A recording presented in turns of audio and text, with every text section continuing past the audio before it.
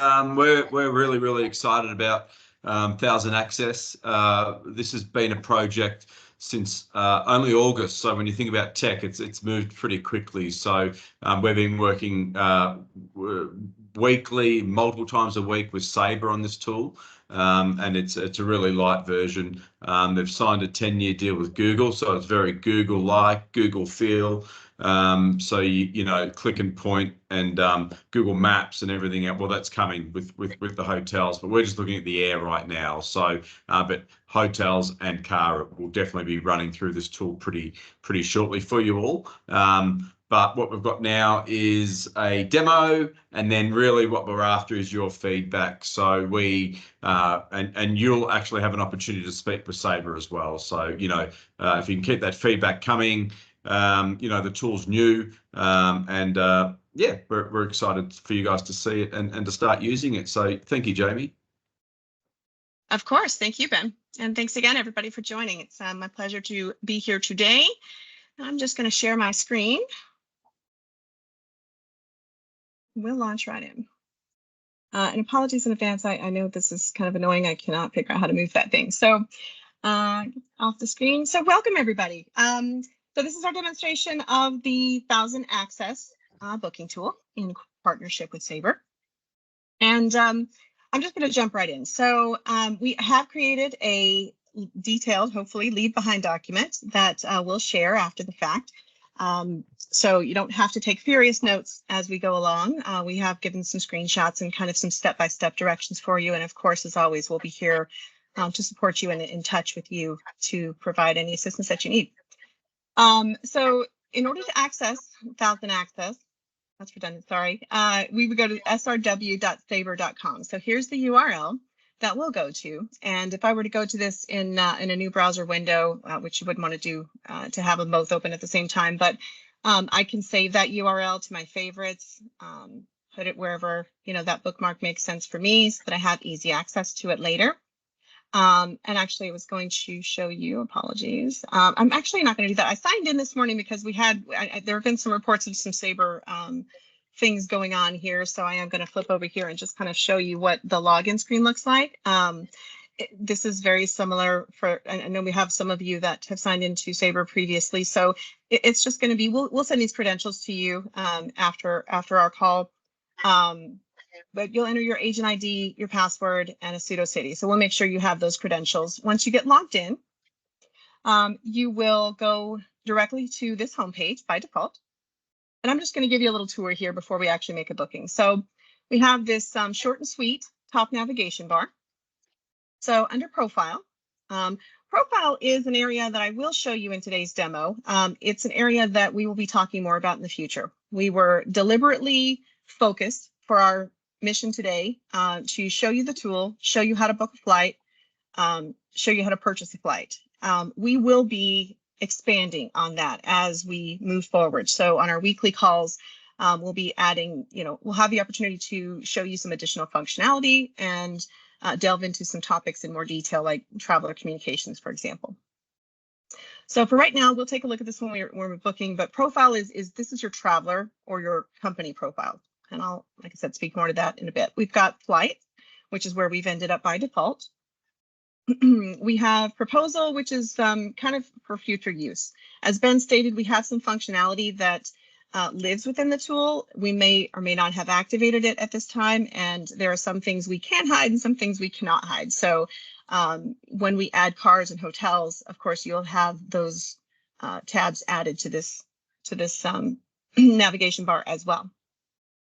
So on the right-hand side of our screen, this is a replay button. So this will replay your previous commands that you've made in this session. So I've just signed in. I don't really have command history, but it's like a repeat button. So if you have 10 commands that you've made to check availability or pull up, you know, profile reservation, those commands are tracked. They'll show here in history. You would have a list. You'd be able to select it and then execute it. Or if you wanted to modify it, you could do that.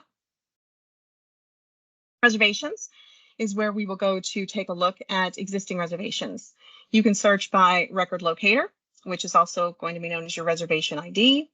You can search by traveler last name or first name, traveler email address. It does have the functionality to search. So maybe you're not sure exactly how to spell that really long last name, but you know it starts with an S. You would be able to do that here. And you could search for reservations and you'll get a whole list. You can see I've been busy. Me and my buddy Gwen Stefani are traveling the world. Trip summary. Sorry, reservations is where I was just at. Okay, we can search. And then here's my profile. This will have your name, your last name, your first initial. Not a lot of functionality that's happening here. This is just really good to sign out, which is always a good practice when you're done. We have a side navigation bar, which will also show a little bit during our demonstration.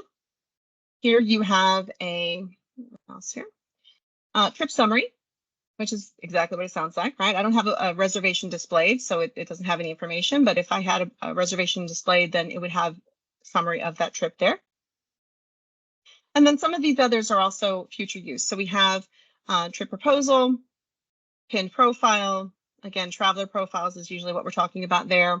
Workflows, where you can create emails for yourself and or travelers. And again, this is an area where we'll probably dedicate some time on a different call to show you that functionality.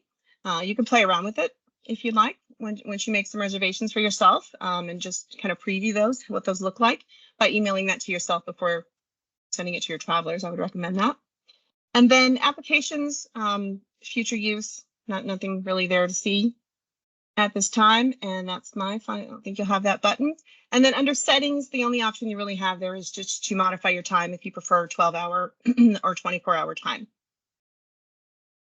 So with that said, we've had a little tour. You can see it's very focused, very clean by design. So I'm going to go back to flights and I'm going to show you how we can make a booking. So under our flights menu, these are the defaults. So we've got round trip, which you can drop down. And if you only want to do a one-way, or if you want to add multiple cities, you can do. Passenger defaults to 1. You can add more. You can add adults. You can add children. You can add infants in seats or on laps. Class of service. So I don't really know a better way to say class of service. That may be an industry kind of term, but this is really like where the seat is in the plane. Is it in economy? Is it premium economy? You know, business first, etc. Okay. Number of stops, if you want to, if you know you want a non-stop, filter your results. You don't have to sort through a bunch of connections if you know that's not what you're interested in. So I'm going to go ahead and enter my origin city. And I am based out of Dallas. So that's typically where I use my test booking destinations or origins to start from. I'm going to call out here. You do not have to know the city code, right? So I was trained as a travel agent, so I know that it's DFW. Dallas actually has 2 airports, right? So I could choose from Dallas Love Field, or I could choose from DFW International, Dallas Fort Worth International. If you know city codes, great, it'll take that. If not, you don't have to know them. We will call out here that there is some additional, we would like to work with Sabre to see this parsed down a little bit. You'll see some regional airports here. You will see train stations at times, depending on the city that you're looking at. I'm getting some background noise. I don't know if we can identify who that is and mute them. So what we recommend looking for at this time is international. In our testing, that's fairly consistent. I think Dallas is a great example because Love Field is definitely a commercial airport. Used to be just for Southwest Airlines. There have been a few carriers, I think, that have added since then. But Dallas Fort Worth International is definitely where most of the action happens. So most of the cities that we've checked, you'll see international there.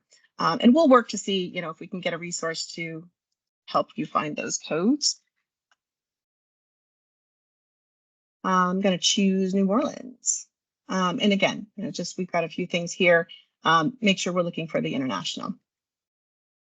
Departure date, you can use your calendar like that, or you can tab over and you can actually just type it in, and Sabre's made this smarter, which I like. I can just type in 25 Sep and it knows the date or adds the year on there. And then we have optional qualifiers. This is also an area we'd like to see parsed out. Our intention with this was to have a tool that you don't need to know Sabre. Some of these terms are definitely, I think, jargon from the industry. We wouldn't expect you to know ATP Co, for example. LCC means low cost carrier. And if you hover, it has some guidelines here. Really, the thing that you would want to probably hone in on at this point is carriers. If you know you only want to include Delta in your results or United, you can filter that here. If you know you want to see everyone except for Frontier Airlines, you could do the opposite and exclude. You've got a few options here. At this point, these content sources are not turned on, so even if you were trying to search for something there, you wouldn't really probably get anything at this moment. The other qualifier that I use sometimes is refundable. So if you're looking only for refundable fares, you can check that box. And then at this point, we can go ahead and shop flights.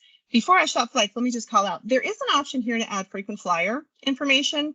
This has to do with NDC, its future functionality. So we'll talk more about that on another call, just in the interest of time today. I'm going to shop flights. I'm going to close this window over here, or try to.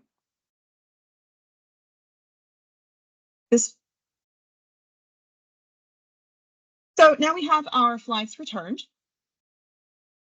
And in our results, you've got some icons here that you can take a look at. And actually, I'm going to break from my script here, and I'm actually going to show you back up here at the top where we entered our first flight criteria. I'm going to edit this.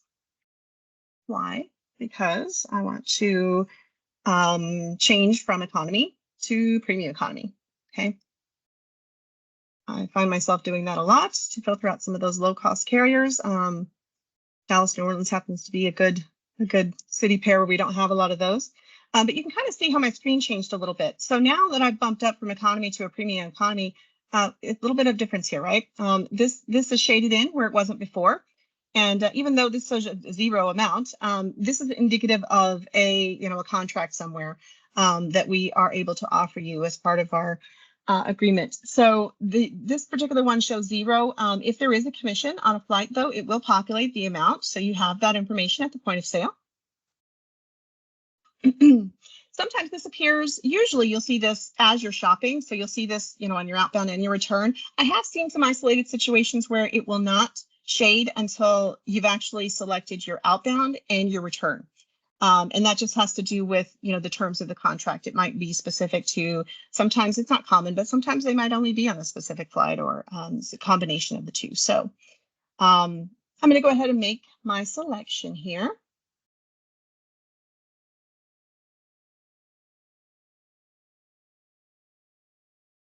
I went through that kind of quickly, but I've got, that's really how quickly it happens. I wasn't really selective to scroll up and down through the results, so I just kind of grabbed a couple at random, but that was outbound and return. Okay, got some information here about what I've booked. Okay, it lets me know what's included in this fare. And actually, see if I can go back here.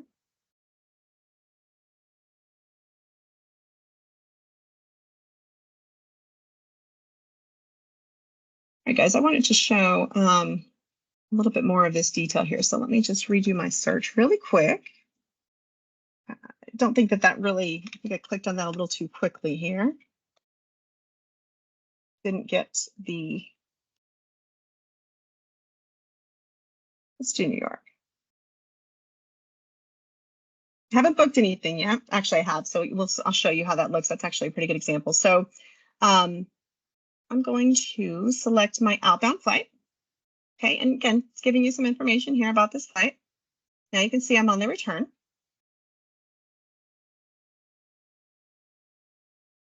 And now this is what I wanted you to see. And apologies, I clicked on that a little too quickly the first time. So now we've got our flights that are selected. I have this option here. I can show a little bit more information about this, or I can find out more about this fare. So I can tell you that what I have selected is in premium economy. It's fully refundable. This particular flight doesn't have a commission, but it does include 2 bags. Traveler's not going to have to pay. They can get a seat assignment for free. No fees to change or to refund. So some good information that you can find here. What if I wanted to try an upsell, or what if my customer wanted to know the difference between premium economy and a first or a business class ticket? I can tell them at a glance that about $1,800 more potentially. You'll see how dynamic the screen is based on my selection. So if I wanted to go back to fully refundable and premium economy, it's going to reduce my fare cost down by around $1,800. And you can see if there were a difference, let's say this were a basic economy or just a regular economy, there were no bags, then as I select, this would be dynamic and update as well. So I'm going to go ahead and book my premium economy. And just calling out here a watch point as we're booking. So it takes a moment here. At this moment, we're shopping, right? We're going to actually now book. So it's going to go out to fetch the actual availability of the flight. Fares and availability are subject to change until ticketed, of course, like on any site. So now we've grabbed our availability, grabbed our seat. We're going to enter our traveler information.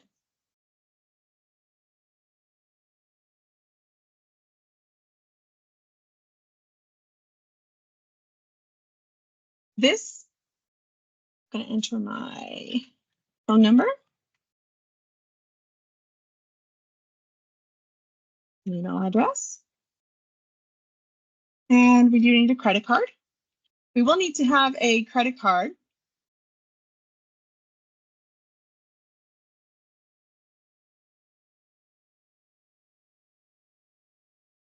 We do ask, the system will ask for a credit card to hold, to book, right?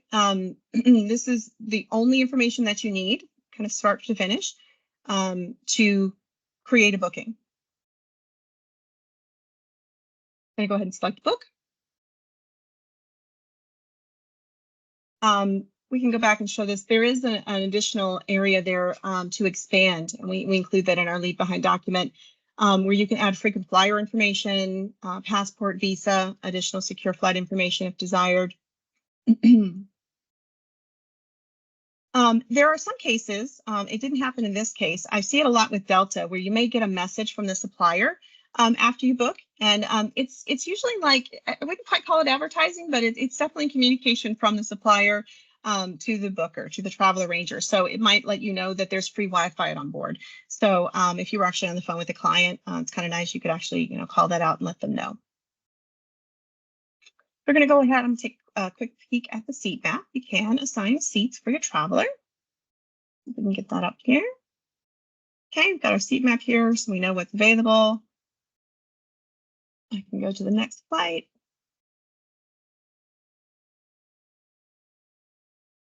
Okay, save those. If you just close it and you don't save it, you're not saving seats.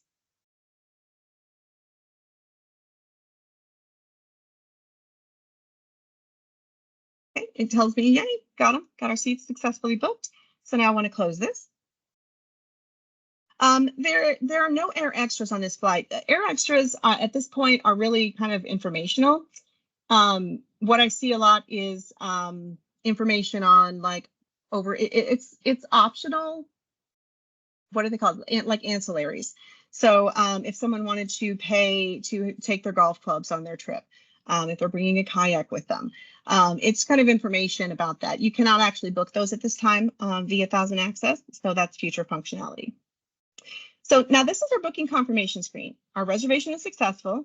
It's reminding us that our fare is not guaranteed until it's ticketed. Okay, but now we still need to view our reservation.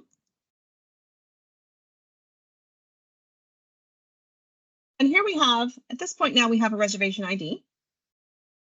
Our booking is still in progress. So when you see in progress, you still need to carry on and make sure that you get something other than in progress. We don't want to have an in progress itinerary. It's not really complete yet. Looks like it is, but not quite. So at this point, seat maps.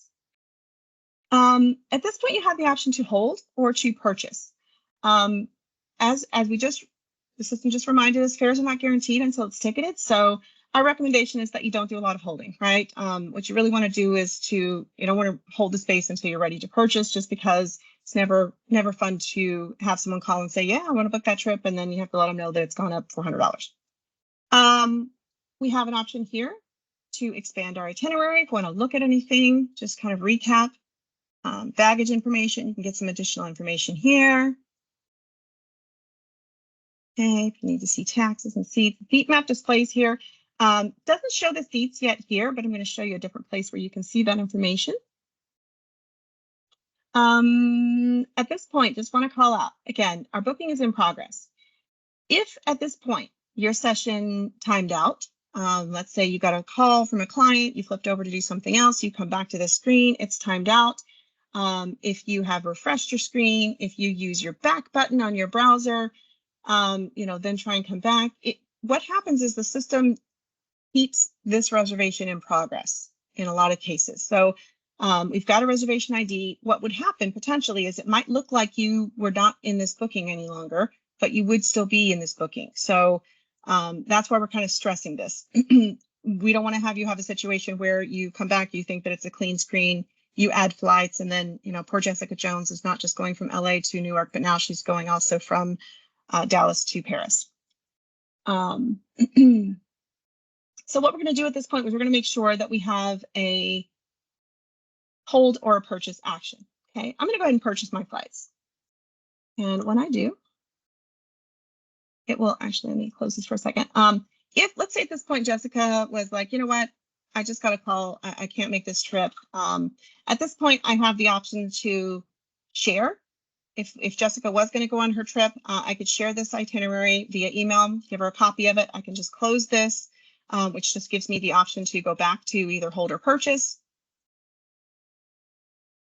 Okay, I could delete my segments if I wanted to cancel. Okay, I do want to go ahead and purchase. I'm going to do that. I'm going to enter a service fee amount. You don't have to add a service fee amount. If you do choose to enter a service fee amount, then this will issue for you with your ticket as a travel agency service fee. So it'll be issued as an ARP document, reconciled just like the ticket. No extra work done by you to collect that fee if you choose to go this route. See, it did kind of, see how so we all have to report that my close messed me up there. So this is a good time to remind everybody that this is a beta, right? And shouldn't expect it to be perfect. So I'm going to discard these changes. I'm going to redo. This is a great example to go back here to my handy dandy command history. I'm going to highlight this, I'm going to execute it.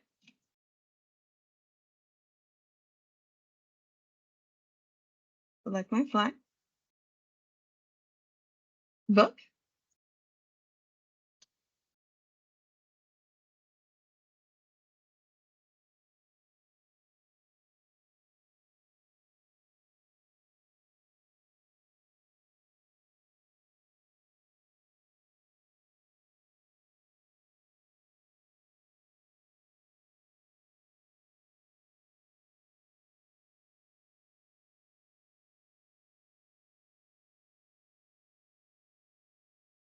And again, here it's actually booking our flights. So it takes just a moment for it to reach out.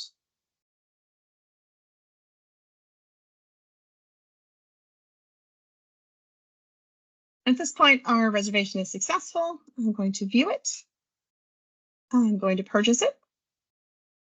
I'm going to enter my service fee amount. Add. And now my purchase has been successful. I'm going to view my reservation at this point. If you didn't need to view it, you were comfortable with you've been doing this for a while now, you can just go straight to create new. But let's take a look and see what we've booked here.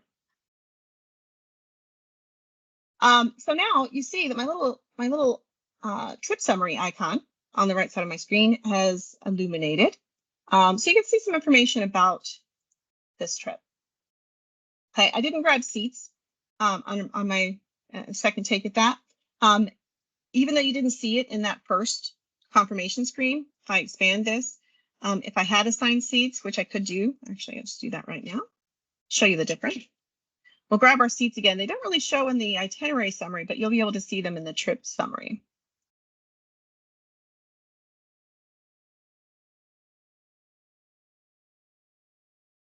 Save that.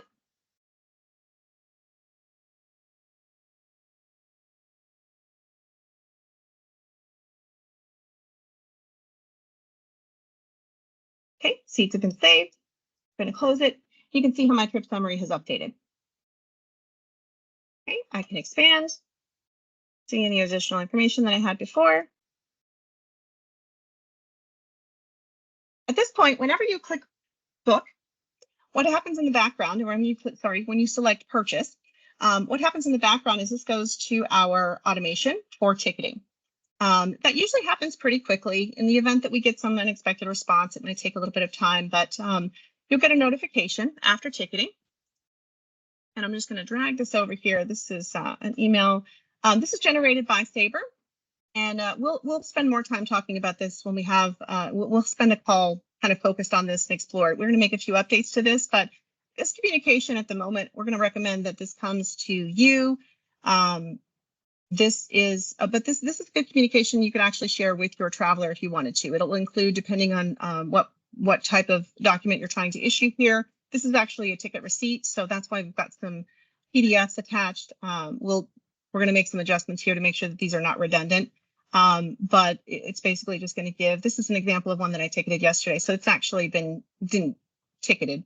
It'll have the fees, it'll have the amount, it'll have all of the disclaimers, legal information, form of payment. It's got these PDF receipts if they're submitting an expense report, basically everything that you need. That would be your also indicator to know that it's been ticketed. You could come back to the reservation, take a look, and you would see that the ticket information has been populated. Jamie, there's quite a few questions. You might want to check the chat. Yeah, of course. Thanks, Shelton. And actually, I was going to pause. So I can't see the chat. So can I just ask you guys, you want to take turns, or Diana or Ben, do you want to help me manage the chat here? Yeah, I can ask. I can say out loud what they're asking. Hi, everybody. So the first question, Jamie, was, can you add multiple airports to a search? Yes. So when you're going to flights, multi-city, is that what we're talking about? Michelle, if you want to go off mute, you can. Did you ask for multi? It's also like you want to check for London Heathrow, London City, Stansted, not just Heathrow. Yeah, that's what I was referring to. Thank you, Shelton. Okay, got you. Okay, so not multi-city. So yeah, let's take a look at that. So let's go from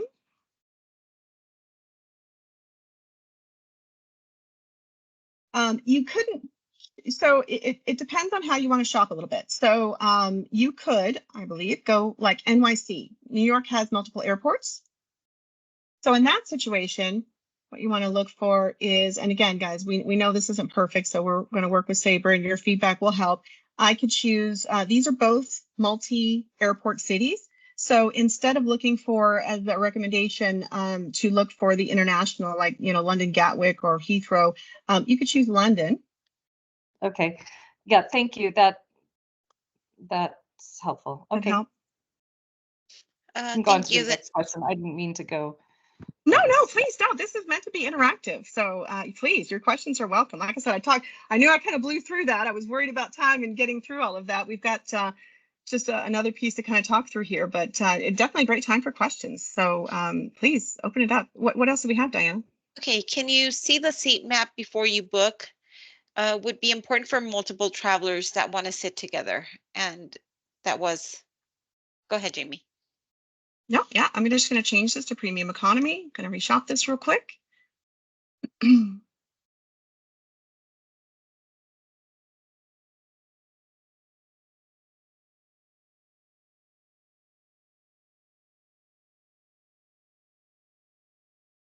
So when I select, I do believe I have to select the flights. So I chose my outbound. I'm going to grab a return. Once I've actually grabbed it, I can open. These are the rules. So no, I don't believe that you can. So that would be something that we would want to share with Sabre. Yeah, but you can go through now. You can book that, and then if I book it. Yeah, and that's not issuing it. So I think you can. You have to go through a little bit and follow the process, but in essence, I think you can do it, but you just have to go through that to that next step. Gotta grab it before you can And see. at that point, And are it we could be also, saving traveler profiles, or are you having to input that information every time you select a flight in order to view the seat? Yeah, great so- question. Great yeah. question, Shelton. I'm going to show you, I'll show you a little bit about that. I think because profiles, I think is very new for a lot of our consultants. So I didn't want to overwhelm everybody today with a training, a training on Sabre profiles. So yes is the short answer.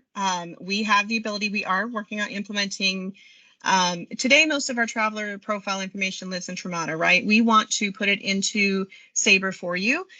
So we'll be looking at that and very, very soon, actually. So if I, let me show the seat map. We looked at the seat map. So does that, let me close one topic here and then go on to profiles. I'll show you a sneak peek.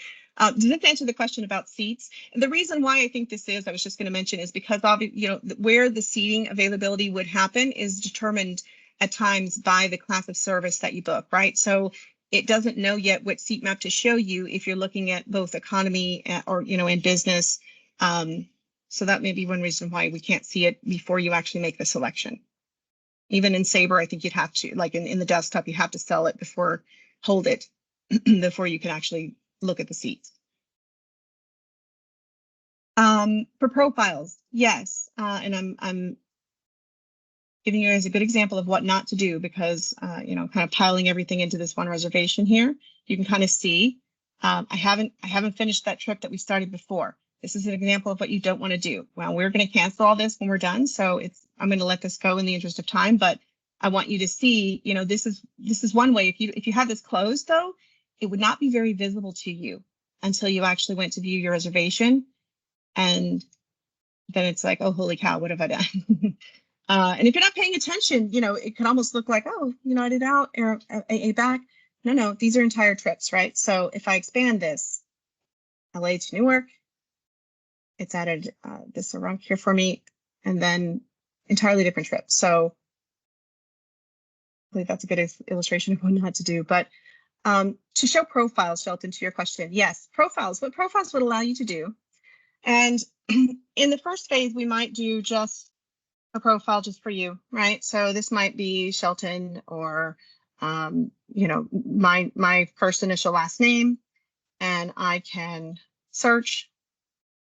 This is probably going to give me an error when I move it over because I've already got some stuff in here. But and it does show some technical information here. Again, we'll spend more time on this because you will have some ability here, but it'll be limited. But if I copy it to the PNR, I don't really love this screen, just so you know. It just gives this weird kind of cryptic response. But this means success. And then I could go to my flights and I would have already moved over my profile. If I had, I just happen to know that this is a corporate profile. If I wanted to move over a traveler profile, I could do that. Here I've got here. The advantage to this would be, once I copied this PNR, so if you go back to our original process, when we first log into the system to make a reservation, we'll do our profile first, right? We'll pull up our profile, we'll move it over, then we'll search for flights. The advantage here is that whenever we book, again, don't do it like I'm doing it right now, to add to the existing. But it just means that you save a few keystrokes, right? You don't have to type in your traveler information the way that we did. You would be able to, it's populated for you. And I've added a passenger here, so do not want to put basic economy. So let me edit that. So it's kind of repetitive, right? But you can kind of see how, you get really used to it quickly. If you'll get in here and play around a little bit, you'll feel a lot more comfortable with navigating because, and that's one reason why I like the phased approach that we're kind of taking, right? We're very focused on flights first, letting you get comfortable with that, and then we'll add some functionality. So I'll choose my outbound, I'll choose my return, and choose my fare. I'll go ahead and book. And then you can kind of see, So it just so happened I used the same traveler when I typed in the information. Because I didn't end my reservation, it's still here. So in the event that you follow my bad example here and you add inadvertently, this would be kind of an indicator. If you're going in here and you're entering your information after you want to book your flights and actually purchase or hold. If you have information on a traveler populated and you're not using a traveler profile, then it's probably in an existing reservation. But you can see this other piece came from my profile. So I've got 2 passengers now because I moved over that traveler profile. So that was a really long-winded way to say, yes, Shelton, profiles are coming. And we will be able to, we anticipate being able to take your traveler profile information from Tramada and import it into Sabre for you. It will change the process just a little bit for profiles and hopefully make it easier and better, but we want to, it's significant enough to where we want to make sure we can walk you through that process. What else do we got? What does hold do then? Hold will make a reservation, and basically, let me see if I can show you here. Go back to my original reservation. Now I've kind of messed it up. What hold does is it's the same. It's everything except for issue a ticket. So you have a reservation ID. You are holding seats on the plane. The airlines have changed the rules. So for the most part, and this does vary by your fare type, but typically you'll have, let's say, even if you go to AA.com, although I understand this might not be for every flight now, I think they're selective even. So the airlines are kind of changing, I think, the games around hold, but it used to be typically you could hold any reservation for like 24 hours. Your fare is still not guaranteed. But you are holding the space. So what that allows you to do is, let's say someone sent you an email and said, hey, I'm looking to go from Los Angeles to London on this date. Can you give me a quote? You would be able to go into Thousand Access. You could generate a quote for them, get an idea of what the fares, maybe give them a few options, send that back to them. They can come back and say, yes, this is the one I want. You could have maybe perhaps if you had an idea of which one they would take, or you wanted to hold one of those, you could put it on hold temporarily and then waiting for their confirmation. Typically that ideally, let me say, that would happen very quickly, because if it's outside of 24 hours, your fare will have gone away. Your airlines have probably canceled your flights. You won't necessarily see all of that here in the tool because it's not immediately obvious. When you go to purchase, the system will try and reprice it at that point, restore the fare. So you would be notified then. It might come up and say, here's the current fare. So at that point, when you put something on hold and then you come back to it later and you purchase, it's kind of the same thing as like repurchasing it again. So that's why we don't recommend it necessarily. It's better if you can go ahead and purchase it. Do we need to cancel it? If it's on hold, do we need to cancel it within the 24? Is this eliminating debit memos? Is that still an issue? Or we just risk a fair reprice? It would be potentially an issue for debit memos. And I think that there's more conversation to be had around that. But short answer is that's a good reason for not holding for very long. It's better to purchase because it does put the agency and yourselves at risk for debit memos, because if you rebook in the same reservation ID over and over, the airlines call that churning and they don't like that. So they will penalize us for it. We have seen cases recently when even when it's not in the same reservation, like they have the tools now, they have technology that is catching, the passenger names, city pairs. So yeah, we don't hold it at the fares desk because of that reason. And we'll see that verbiage in the records, right? So it'll come up, like, for example, it wouldn't let me go forward with this one probably because it's going to be like Jessica Jones has lost her mind. She's 2 people in the same record. But if I had booked, just say Jessica Jones in 2 bookings, and maybe I booked one on United and one on Delta, chances are those will both come back with a flag from each of the airlines to say this is a potential duplicate booking. That absolutely happens, and the airlines absolutely will penalize us for that. So the tool's not intended to be used in that way, and that's why we recommend, don't go out there and hold a bunch of things indefinitely. I think we'll have more discussions around this also. We do have the ability to have automation go in and like cancel some of those reservations if they're not purchased within, you know, the same day or within 24 hours. We have not yet implemented any of that automation, so we'll see how that goes with the pilot group, and then, you know, we'll keep everybody posted on how that's looking, or, you know, when we make changes, of course, we will make announcements. So just to clarify that question on debit memos, if you hold a reservation and you cancel it same day, that will not generate a debit memo? Not unless you, let's say you cancel it, then you rebook the next day, you cancel again, like that's churning because you're repeatedly holding the same space or even with the same airline. Okay. And Diana, that's true whether it's in the same reservation ID or a different one. Correct. Right? Correct. Okay, ready for the next question? Yep. Okay, how do changes work for tickets if they need to cancel or move the date times? Also, how does Sabre communicate flight changes? Great questions. So let me quickly before I go into that. Sorry, I jumped to the wrap last. Up. No, Sorry you about that. didn't. I jumped to one of the last email questions. No, that was good. I just want to. I want to give. I feel like I'm jumping around, and I don't want to make this too confusing for everybody on the call and for the people watching later. So back to our original. We made a reservation, right? We booked our flights. We held, and then we actually, you know, we purchased our tickets. So at this point, let's say that our ticket has been issued. Okay. At that point, you will need to import the reservation into Tramada. And we have step by step, we have some material already out here about this, but what that entails is you'll log into Tramada, you will display your traveler profile, you will add the booking.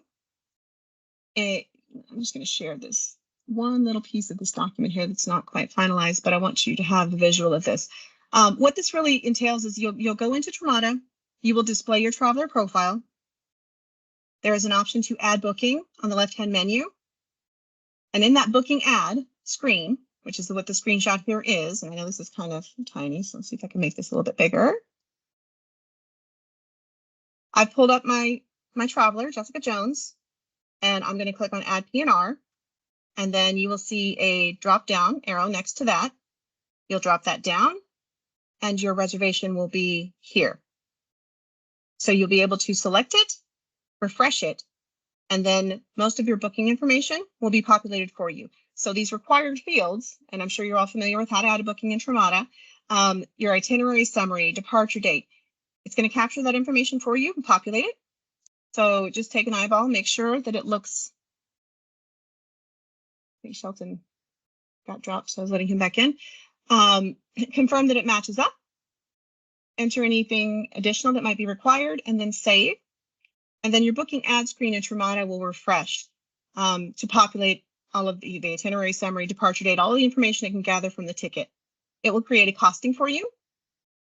In our instructions, we are saying, you know, just take a look at it, make sure that it picked up your costing correctly. Your total should match up. And then at this moment, you'll still in Tramada issue a traveler payment receipt and your invoice in Tramada. And again, this is something that you'll want to do quickly right after you do the booking or right after it's ticketed. The trigger for that would be that communication that we looked at earlier from Sabre.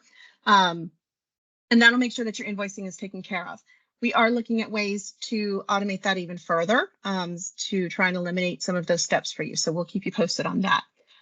That really kind of wraps up. So we made the booking via 1000 Access. We hopped over into Tramada. We imported that booking in. You only need to do that after it's been purchased, after it's been ticketed. That way all of your ticket information will be populated there. Excuse me. And I apologize, Diana. There was a question about, repeat the question because I wanted to wrap that up. Okay, so let me go back to where we left off. Yeah. How is that fee labeled? Travel agent 1000 MTG or our brand? So for the service fee, at which point is a card charged and the ticket sent for processing?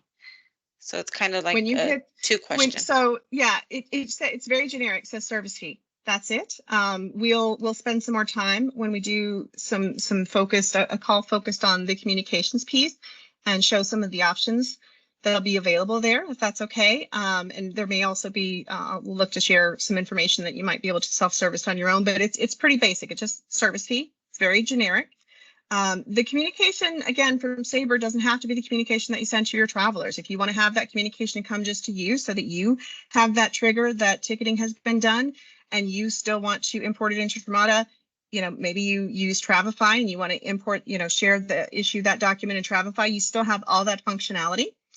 When does the credit card actually get charged? When the ticket is issued. Once you hit purchase and that goes through successfully, then the booking, the reservation will drop onto our queue for automation, and it kind of kicks off that process. So it usually happens very quickly. So pretty much when you're purchasing it, it's kind of instant unless there's something unexpected that occurs on the back end, like a credit card decline or something like that. In that case, what would probably happen is our GDS Fairing Desk will reach out, or our support resources will reach out and, you know, kind of work with you to resolve whatever unexpected situation may have occurred. The question about, and so the question you had asked me about before, Diana, if I answered all those, was about schedule changes and changes and things like that, correct? Mhm. Yes. So the actions that you have in the tool are, you know, somewhat limited. So at this point, right, I have purchased it. So again, remember when we were in progress, now we purchased. So that's what you want to see, purchased on hold. You can share, which is basically just generating an email. You can close this, which will hopefully close your trip and prepare you for the next booking, right? Kind of clear everything out properly. So you can go to flights and book. Or if I wanted to delete at this point, I could delete. You don't have the ability via 1000 Access, again, kind of intentionally, to do much more than that. So you would have the ability if you wanted to, let's say, delete these segments. Okay, I'm just going to delete. If the ticket were already issued at this point, you probably would have to do something, you know, additional. And I think we're still working out, you know, exactly the different flows for that. But for a refund, there are some opportunities we have to see some of those happen with automation. If you just delete a segment or delete a trip, I don't actually like the way that it says segments. But if you delete and you don't like take any further action, if a ticket's already been issued, chances are there's something else that needs to happen with that ticket. Maybe a refund request needs to be submitted. Maybe they want to put that ticket on hold for future use. Or maybe they need to make, you know, maybe they already have a new itinerary and you want to do an exchange. So in those situations, what we'll do is we have a feedback form. And again, we're going to map this all out for you, but I'll show this now. Try to. I think over here is not working. To reach out to our support team. There it is. To request help with those items. So, you know, the purpose of the tool is for you to be able to get access to the Sabre content without actually having to know Sabre, right? Exchanges are not simple. They're just not. So that's why we have our global fairing desk to assist you with transactions like that. So it might look a little bit like this. This is the form you'll use to give us feedback. We'll cover kind of the rules of the engagement, but it's dynamic. So I'm going to put my name, I'm going to put my email address, and I'm going to select a category. So at this point, if I want to submit an enhancement to say, I really don't like that, you know, when I move a profile over, it doesn't give me, it only shows me that blank screen with a star. I don't know what to do from there. That's an enhancement request. If I don't know, you had some kind of an error that you couldn't move forward with the booking, you would let us know that it's an error. This categorization helps us make sure that we put the right resources, and we have some ways we can kind of toss these over the fence with Sabre as well.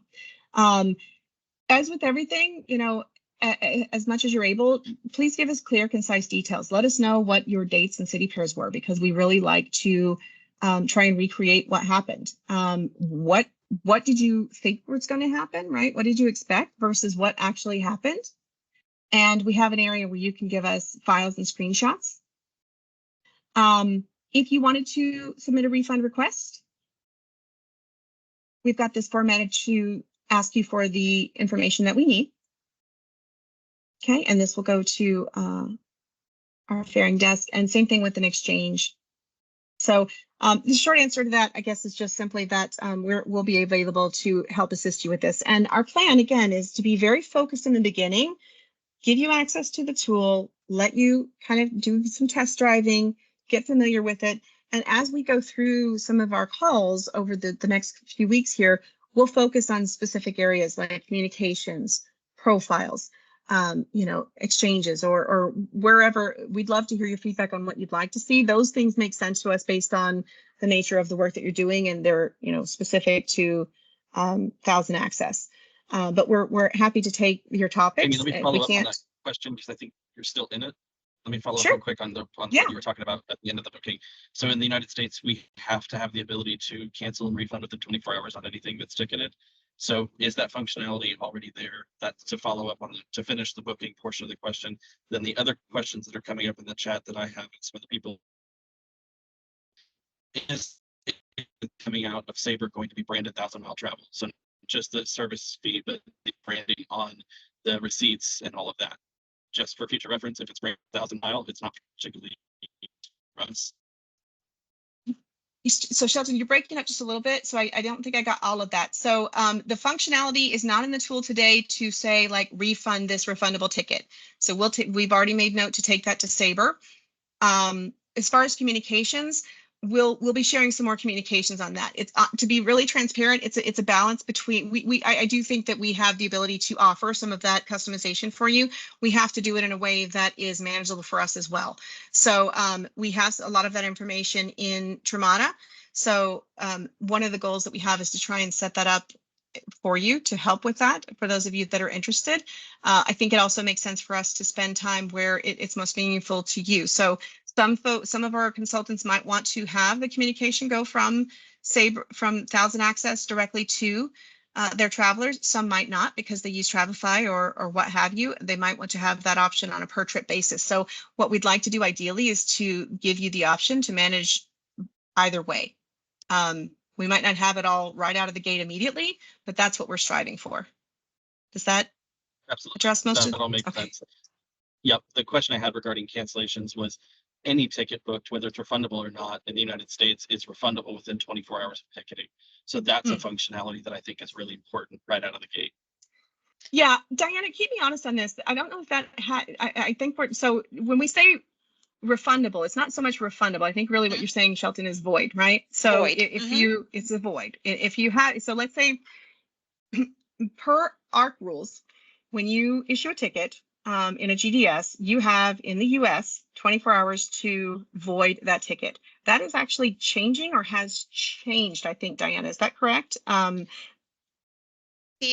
what has changed, Jamie, is updating exchanges and refunds, but you can still void within 24 hours. Okay, so Shelton, I'll have to go back and see. I thought that was changing at some point. BSP, curiously, is not like that, and BSP is like the settlements. We're getting kind of technical here, but ARC is for US, and BSP is for anyone outside the US. So, and Shelton was very accurate and specific when he asked this question. He said in the US.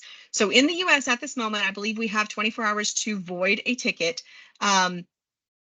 We'll have to work through the process on that. I think the thing that I want to make sure that you understand, and we talk about the rules of engagement, is we have to make sure we have enough time to process that as well. So it would be difficult to make sure that we could see a void there just because of the time restrictions. So I would say you're only going to want to be, don't use that as a crutch. That should be kind of a extenuating circumstance to do a void. Okay.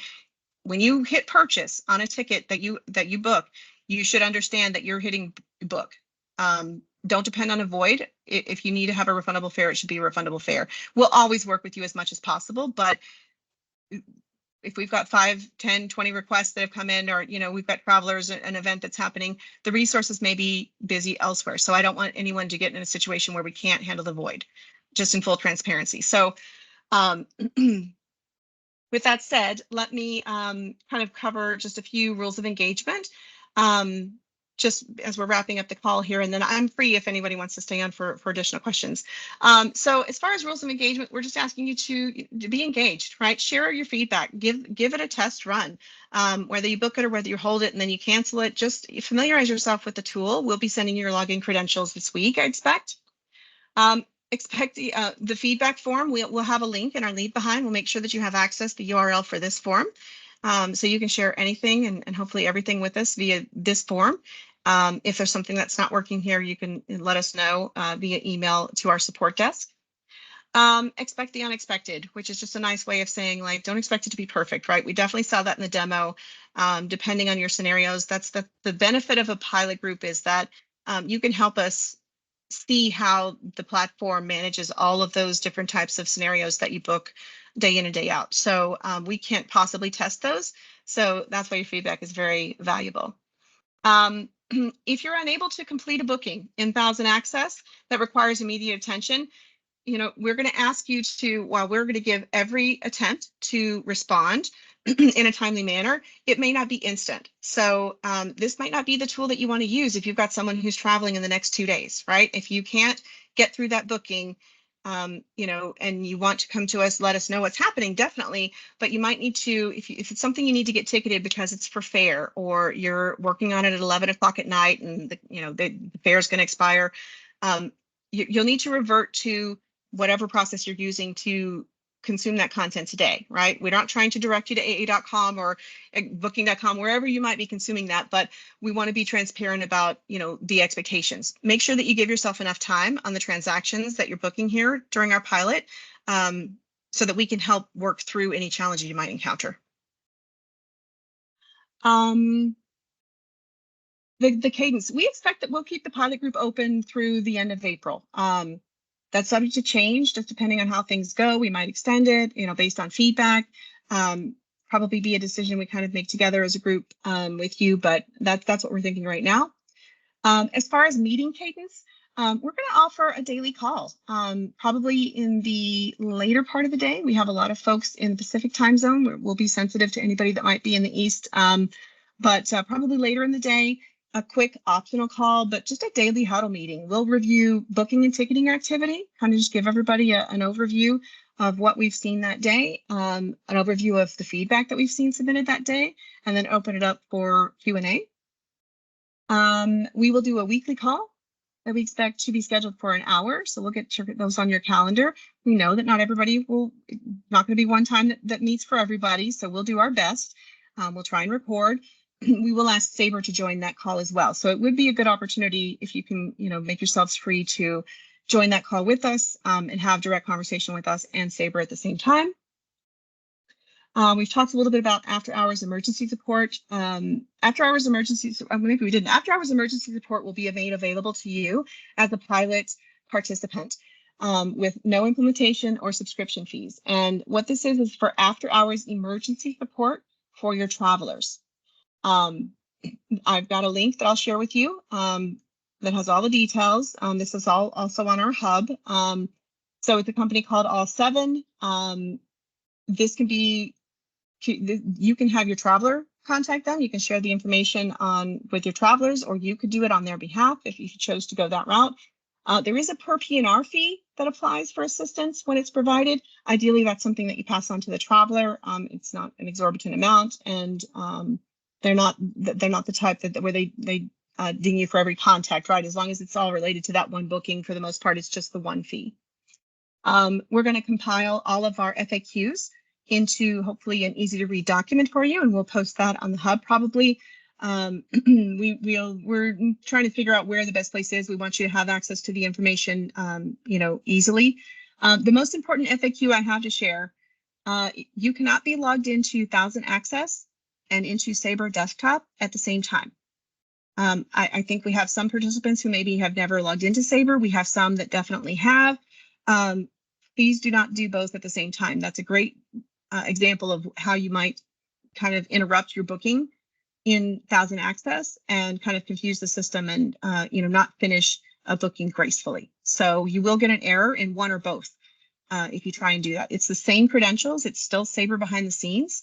It's just an easy to use kind of portal. So you don't have to know all of that jargon and formats. So we're 3 minutes over. I definitely have availability if we want us to hang out and answer some more questions, but I'll stop sharing and stop the recording. Any other questions or anything that we've missed? Maria, you have your hand up? Yeah, I just had a question about the best practices for quoting air. So I have a client who calls me and says, I want to go, round trip, Boston, Rome. I go into Access, I look up flights, I quote them, flights, and I quote them a fare. But I'm not going to hold it because what if they call me back the next day and want to hold the same thing? And what I heard was we could get a debit memo if you book the same flight day after day. So I think maybe Diana or Jamie, but what is the best practices that the fares desk uses when they are providing quotes for flights? We don't hold anything or we just quote? Like how does that process go? And maybe I misunderstood the example. I don't think you did. Okay. I don't think you did. So Diana, do you want to take that one? Yeah. So we actually let the ICs know in advance, Maria, that we do not hold space and that prices and availability are subject to change until purchased. And sometimes, the fare is the same, sometimes it's lower, but sometimes it's higher. But yeah, we don't want to put ourselves or the ICs at risk for debit memos. And we just have not been holding space any longer because we've been seeing a lot of debit memos. Because the airline has changed that policy from when probably, I was booking air, was that you could hold and hold and hold, day after day. So the conversation with the client has to be very upfront and clear that this is a quote and that this is the space that's available right at this moment. Correct. Okay. All right. I just wanted to clarify that because that is a little bit different. And I know the airlines have made it difficult to hold space. Okay. Yeah, I think there's a bit of confusion around that, and that's probably because we haven't really clarified it. So I think ultimately what we want to get to with this tool, it's a debit-free environment. So, if you've got the ability to do it, and we do get a debit memo, eventually we will cover that, all right? But for right now, you can see we do have the ability to do it. We're just trying to work through best practices. So for right now, it's there. Will we remove that hold button? Potentially we will, because we don't want to be covering or getting those debit memos. So we're just going to work through this piece. We just want to see what's going to work best for you and for us as well. So for right now it's there, but you can see that it's confusing. So, and we want to remove that confusion. So again, it's the same with the refunds, the exchanges. We want it all within this tool. The tool's just not there, quite there yet, but that's where we're heading, and that's where we want the tool to be. And the tool will get there. And that's the same with the time changes. So automation will come into this piece. So you will, if there's a time change, it could be up to 10 minutes, half an hour, whatever that is, you will get an email to say, hey, there's been a time change. Do you accept it? Or do you want to swap the flight to this flight? Again, that will be automated. You'll get that. But for right now, if you come through to Dana and a team, with the pilot group, is it just the fees that are currently charged or is it the fees, is it fee free, Dana? We do charge a reissue fee. Yep. For exchanges and also for reissues on involuntary changes and refunds as well. Great. So with the pilot group, that's what the current fees are, that's what the fees will be. But again, the future and the not so distant future, we want all of those changes and refunds going via the tool. So what you're saying, Ben, is that right now, Diana's team would be doing all of the refunds and exchanges, but eventually the tool will allow you to do it. That's correct. Okay. Yep. All right. That's correct. So anything that's any of her current fees in this pilot group, that's what the fees will be. So just imagine if Dana's team needs to touch it, then that fee will be charged. and it's just the current fees that are on the fares desk fee sheet. Sorry, Okay. Jamie, keep going.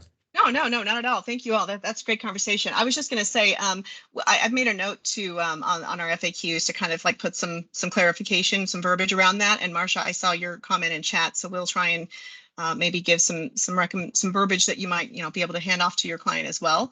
And again, this is the same thing. Like if you go to American Airlines, you go to AA.com, there are some markets where you can hold and some where they don't even let you do that on their site anymore either. So holding is not a thing that the airlines want to let anybody do anymore. Manette, did you have a question? Yes, thank you. Yeah, this has been really helpful. So thank you right off the bat. And then also, you might have already answered this, but it still wasn't clear to me. So let's say we book something and it does have a commission.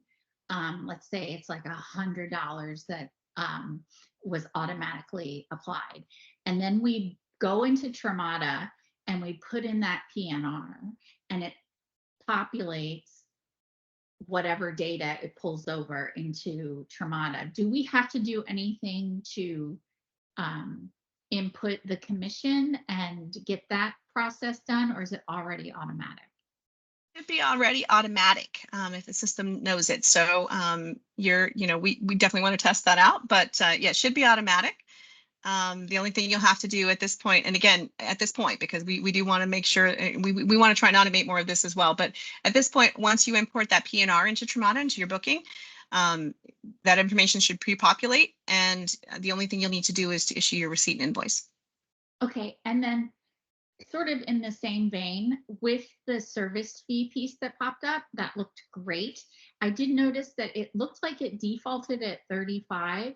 Is that correct? No, it doesn't. No, it did not default. It didn't default. I just typed it in probably faster than maybe what you could see. It didn't. If it did default, it defaulted because of my browser and like autocomplete. Okay, great. And then like right now with the AirDesk, it's 35 per passenger. Is Per that ticket. Yeah, per ticket. I'm sorry. It's okay. Is that still applicable here? If the fares desk, Oh, go ahead. sorry, Yeah, sorry, ahead. Jamie. No, If please. the No, fares that's yours. desk is processing your any voids, exchanges, voluntary or involuntary refunds, the fee will apply if we're the ones processing that for you. But as far as you making the reservation on the 1000 Access platform, you choose what you're going to charge your client. Those are your fees. Okay, so there is no, so just for a regular old booking that has no voids or exchanges, that $35 per ticket fee doesn't apply. No, because you're making the booking yourself on the tool. Okay, great. Thank you so much. Mm-hmm. Thank you, Manette. Any other questions?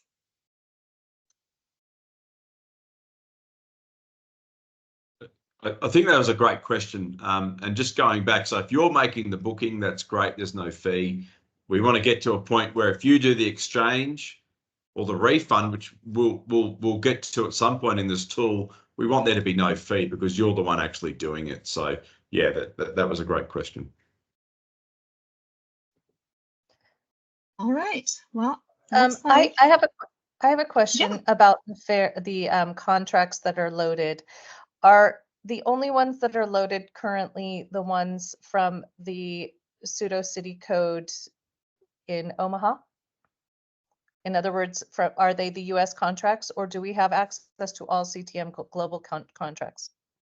So we do have the contracts that are loaded in the pseudo or the PCC connected to 1000 Access are in the hub under the airline contracts. Though that's what's loaded. There's like corporate contracts that may be only for corporate accounts that we don't have access to. Yeah, but we do have access. Oh, go ahead, Ben. Go ahead. So just following on from that, so this tool is being launched in North America first. So you've got access to this tool first. Nobody else in any other region is using this tool at the moment. This tool is going to be launched in UK, Europe, and Australia, New Zealand. But that's in the coming months. So as it's launched in these other regions, you will have access. The goal is for you to have access to these other fairs. But for right now, it's just North America. And timing on that rollout is expected to be months or? Yeah, what's your months. expectation? We definitely want to roll it out as quickly as possible, but we've got to get it right.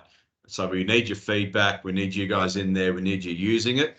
And then as that goes, then we'll see how that goes. And then we want it fully automated. So again, you know, we wanted a fully automated tool. And then as that continues to grow, we'll roll it out in the other regions, which means you'll get access to those, ideally access to those fairs. We need to work through that because obviously the different currencies and whatever else, but that's definitely where we want the tool to be. Got it. And then just a question about Termata and, you know, duplicating information. If we have our travelers' information in Termata, and the way we've been doing it in Sabre is by doing a booking upload and all of that, it seems that right now, unless we have traveler profiles in this new tool, that we are going to have to add.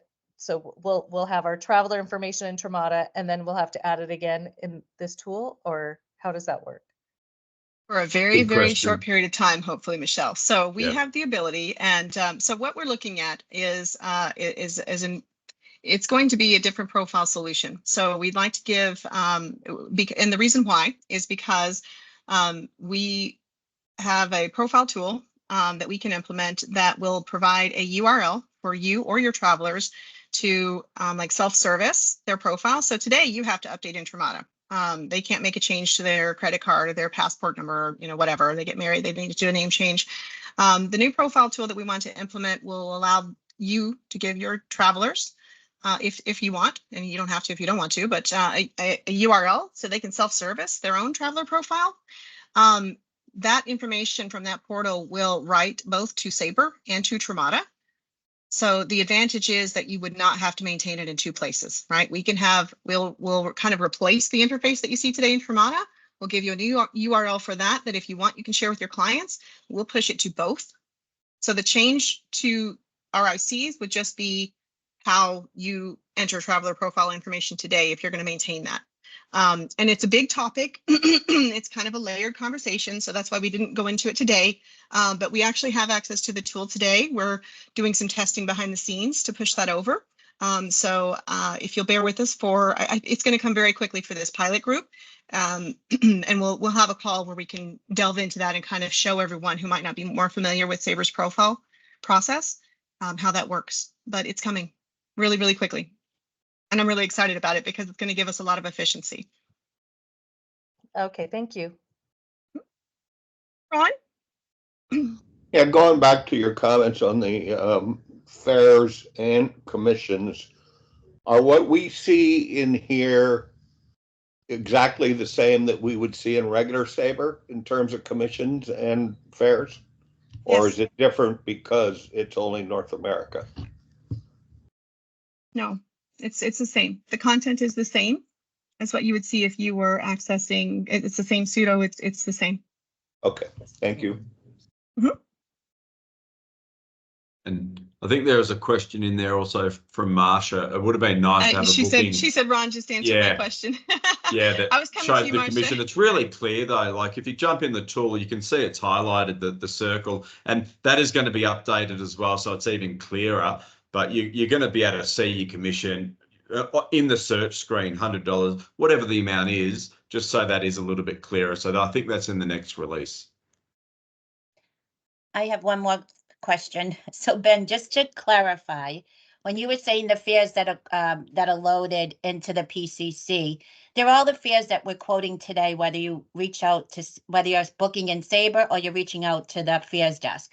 Those the fares that you're talking about that are coming, are those the global fares that maybe we're working on? Okay. Correct.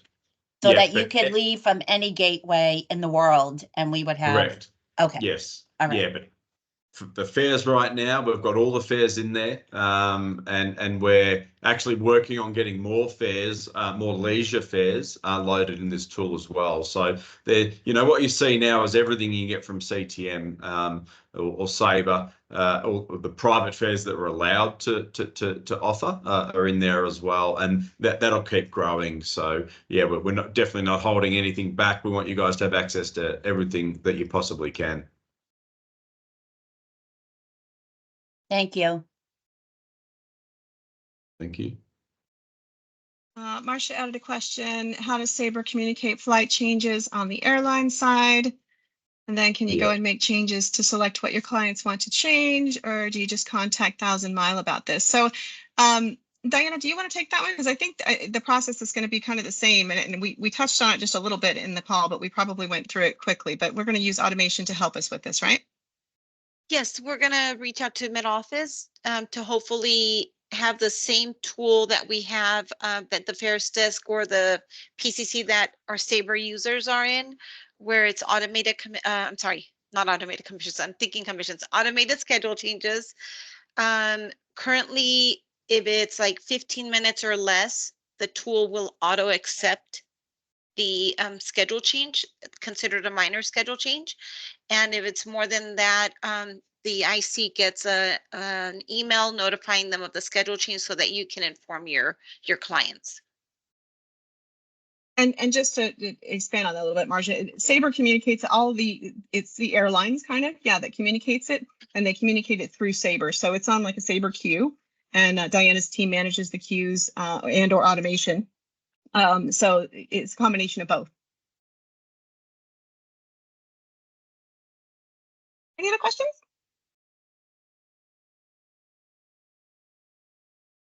All right. Thank you, everyone, so much for being generous with your time today, for your patience during the demonstration. And we will be sharing your login credentials, our Leave Behind guide, and looking forward to your feedback and talking with you again soon. So we'll get those meeting invites on the calendar and talk soon. Thank you, everybody. Have a great day. Thank you, everyone. Thanks, Jamie. Thanks, Diana. Thank you. Bye. You're welcome. Thank you. Bye.